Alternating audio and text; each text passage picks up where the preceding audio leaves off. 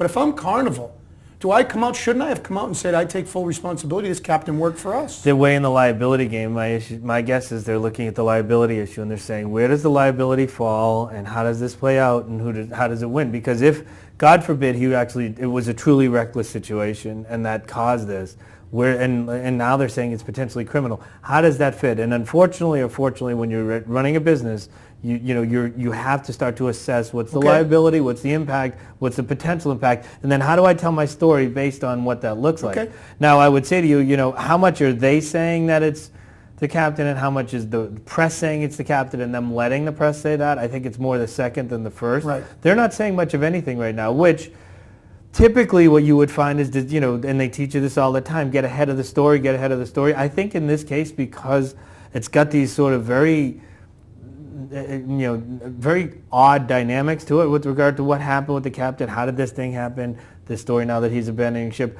Where's the liability? How does that hit? And then how do you sort of recover from that and tell us that's where they're getting hit? Okay. But if you're a competitor, what are you doing? You really need to talk. Then you're not worried about the liability. Now you're worried about the brand drag. You're worried about this industry's taking a hit because of a situation that happened.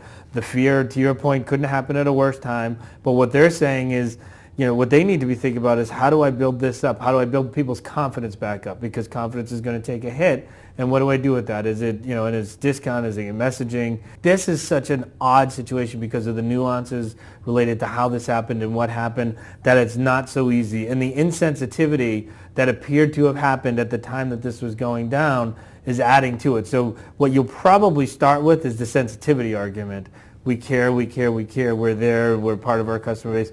Then get to the safety argument second, because you start with the safer play. You don't want to come out and attack. You don't want to be pointing at the bad guy, but you also want to be able to sort of make sure that your brand doesn't take a hit and doesn't go down. But the industry will take a hit. And my guess is, they're already in the back room forecasting, realigning all of their forecasts based on what on what transpired and what that's going to mean. All right, let's focus back on that because we are talking in our financial segment of this. Your Carnival Cruise Lines, this now happened. You had your projections. I mean, all the financial projections, all your business model that you had for this season, you got to throw out the door and go back to square one. So what are you doing? Are you looking at a break-even point right now at best with the damage control that you have? You need to be solving. You need to be going forward. You're reacting quickly. You're cutting deep. You're cutting hard. You're taking the pain pills.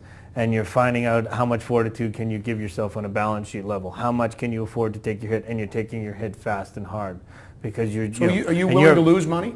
If you have to, yeah. But you've got to be able to afford to lose money. So only if you can afford to. And that's where your accountants, your finance. I mean, everything's back. Everyone's in that back room saying, what can we afford to hit? And the thing that you're trying to figure out is what's the worst case scenario.